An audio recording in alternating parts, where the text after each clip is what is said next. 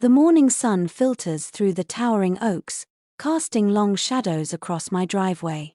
A warm breeze carries the scent of freshly turned soil from my backyard garden, mixing with the faint aroma of coffee in my hands. This is my favorite time of day, quiet, still, peaceful. That I take a slow sip, letting the warmth spread through me as I glance around my neighborhood.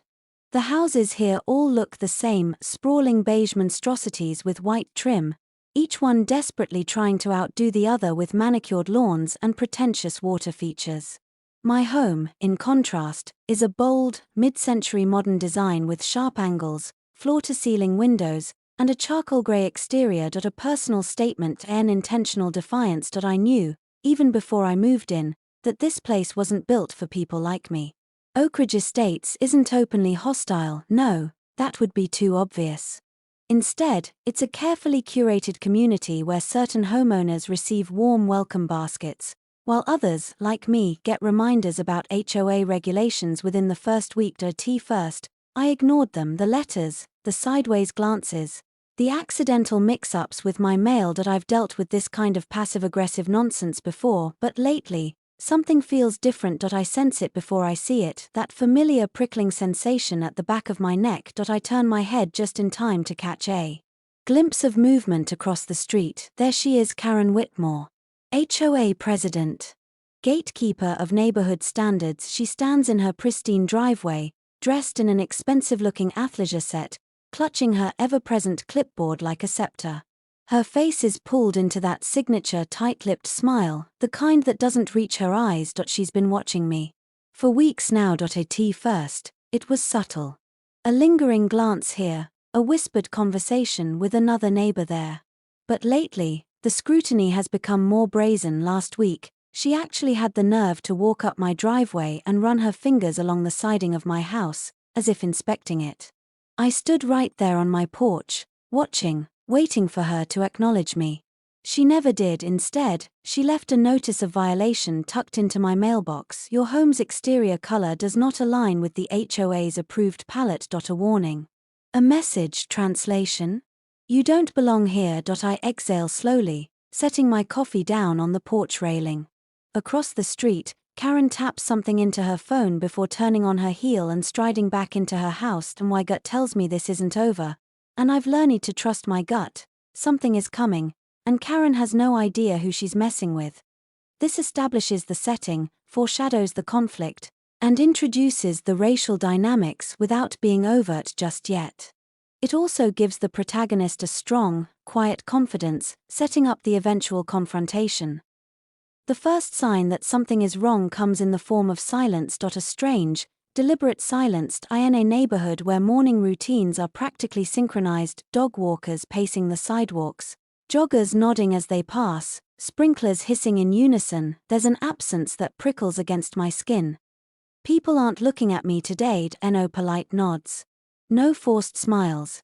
Instead, they avoid eye contact entirely, suddenly too busy checking their mail or adjusting their porch decor to acknowledge me. I set down my coffee, my fingers tightening around the railing. Something happened. Then I see it. A bright orange notice of violation taped to my front door. I rip it off, scanning the text. Violation. Unsightly property or residence does not meet the aesthetic standards of Oakridge Estates. I let out a slow, disbelieving exhale. Unsightly?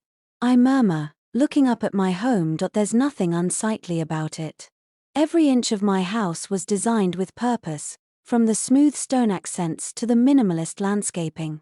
This isn't some rundown shack, it's an architectural statement. I glance across the street. Karen Whitmore stands on her pristine porch, phone in hand, watching. I lift the notice slightly, tilting it toward her. Her smile doesn't falter. Instead, she types something on her phone. A second later, my email pings. I pull out my phone. Another message from the HOA, another complaint. This one claims my landscaping is inconsistent with the community's vision. Community's vision? I look at the identical lawns lining the street, each one boasting the same neatly trimmed hedges and overpriced flower beds. I'd intentionally chosen native plants for my garden, sustainable, low maintenance, and resistant to the state's brutal summers. But that's not the real issue, is it? No, this isn't about aesthetics. This is about control. I turn my gaze back to Karen. She's still watching, waiting for me to fold, to apologize, to conform. I don't. Instead, I step off my porch, cross the street, and stop right in front of her perfectly curated flower beds. She stiffens, but her smile stays in place. "Good morning," she says, her tone dripping with forced politeness. I hold up the notice. "This yours?" She tilts her head, feigning confusion. "Oh, dear. Another violation? You know, the HOA has strict guidelines. We only want to maintain the integrity of the neighborhood." Her eyes flick to my house. The unspoken words hang heavy between us. "People like you don't belong here." I take a slow breath, schooling my expression. I don't rise to the bait. "Not yet." Instead, I give her a small, knowing smile. "Well," I say, folding the notice neatly in half, "I'd hate to disrupt the integrity of the neighborhood." Karen's smile flickers. Just for a second. She doesn't realize it yet, but the game just changed. The days that followed were filled with a strange tension, as if the air in the house had thickened, charged with something neither of us dared name. Caleb and I avoided being alone together, yet our paths always seemed to cross, too often to be coincidence.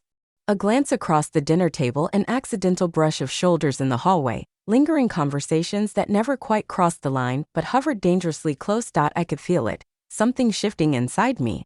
The emotional distance from my husband had long ago become a chasm, one neither of us tried to bridge anymore.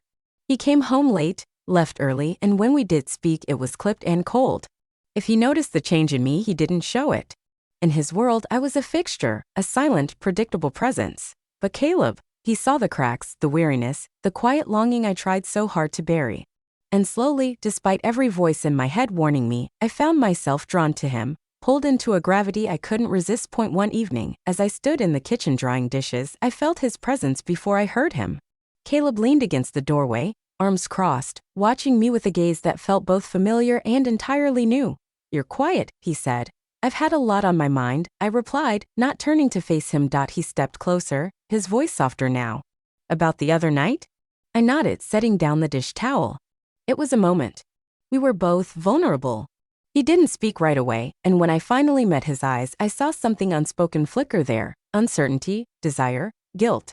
All tangled together. "I haven't stopped thinking about it," he confessed, his voice barely above a whisper. My heart raced. I should have walked away, changed the subject, anything to avoid what I knew was coming. But I stood still, rooted in place, unable to move. "Caleb, we can't." "I know," he said quickly. "I know it's wrong. But that doesn't change how I feel." His words hung heavy between us, undeniable now. There was no going back to the easy companionship we once shared. The line was still there, but it was thin, frayed, barely holding. "I'm not asking for anything," he continued, stepping closer, his eyes searching mine. "I just needed you to know." I swallowed hard, my emotions a whirlwind of confusion and temptation. "This can't happen," I said, but my voice lacked conviction. He nodded, backing away, respectful despite the storm between us. "I'll keep my distance. I promise." As he turned to leave, I felt a pang of something I didn't want to name: regret, maybe. Or the sinking realization that the decision wasn't as final as I wanted it to be. For weeks, we lived in the shadow of that unspoken truth, Caleb's confession hanging between us like an unfinished sentence. He kept his promise, maintaining distance, but I felt the shift in every glance, every fleeting moment of silence that once held comfort but now pulsed with tension. I tried to throw myself into routine, meals, errands, the sterile hum of daily life. But it all felt hollow, mechanical. My husband's presence was a ghostly echo. He didn't ask questions, didn't notice the strained air or the silence at the dinner table. In his world, I still filled the role of wife, nothing more. But in mine, I was unraveling. One night, the weight of it all became too much. I stepped outside, hoping the cool night air would ground me. The sky was cloudless, stars scattered like distant lanterns, and the world was quiet. Except for footsteps, familiar ones. Caleb stood at the edge of the porch, hesitant. "Didn't mean to disturb you." "You didn't," I said softly. We stood in silence for a moment, the distance between us thick with everything we hadn't said since that night. Finally, I turned to him. "This isn't fair to either of us." "I know," he said, his voice raw. "But pretending nothing's changed doesn't make it true." I looked away, my chest tight. He was right. We were both caught in a storm of emotions we hadn't asked for. The connection between us wasn't born from recklessness, it had crept in slowly, fed by neglect, silence, and unmet needs. I care about you, I admitted, the words trembling on my lips. But caring isn't enough. Not like this. Caleb nodded, eyes glistening with restraint. I just wanted you to feel seen. Even if I can't be the one to give you what you deserve. There it was, clarity. Not desire, not temptation, but recognition. He wasn't asking for more. He was offering understanding. A mirror to the loneliness I'd carried in silence. I stepped closer, placing a hand gently on his arm. Thank you for seeing me. It wasn't a promise. It wasn't a goodbye. It was a moment of closure, quiet and profound. He smiled faintly, then turned and walked away, leaving me in the stillness of the night. As I watched him disappear into the darkness, I felt a strange sense of peace.